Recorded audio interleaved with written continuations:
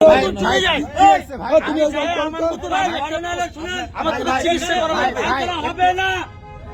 কথা সুধীর ভাই শুনছে না।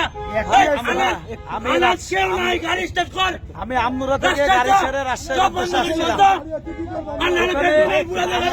এক গাড়ি কতর্কিত ভাবে হামলা করে আমি সে দেখে আমি ওখানে দাঁড়িয়ে যাই গাড়ি সাইড করে ওখানে 100-200 সিএনজি আলারা অতর্কিত ভাবে ওদের হাতে লাঠি সোটা সিএনজি আলারা রামদা জিআই পাইপ বাঁশ লাঠি এলোপাতারি ভাবে আমার স্টাফকে মারে এই অবস্থা করেছে। আমার স্টাফের অবস্থা খুবই খারাপ, সে এখন বর্তমান মেডিকেলে ভর্তি। আর আমার অবস্থা এইলে আমি এখন আছি। আপনার নাম কি? আমার নাম মোহাম্মদ মাসুদ। আপনার পরিবহনের নাম? তাসমিরা পরিবহন দিয়ে এই জন্য আপনার বাস এখন এইভাবে দাঁড় করানো আছে নাকি? এখন আমি তো কিছু জানি না, আমি ওখান থেকে মেরকে এই পর্যন্ত আসছি যে আমাদের শ্রমিক আমাদেরকে অতর্কিত ভাবে এটা কয়টার দিকে ঘটনা? মোটামুটি 10:30টা। আপনার নাম? আমার নাম শাহিন। আপনার পরিবহন?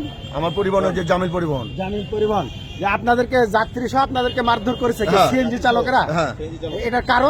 এটার কারণ ওরা বলতে চাইছে যে আমাদের সিএনজি ধরছে কেন। তো আমি বলছি আমরা ধরছে কেন, তো তোরা যে ওখানে যে সমাধান কর, আগে মার ছাড়া কোনো কথা বলল না। এরা শুনছেন তানোরে সিএনজি এবং বাস ড্রাইভারদের গন্ডগোলে এখানে মোটামুটি 5-7টা বাস দাঁড় করানো আছে এবং যানজটের সৃষ্টি হয়েছে।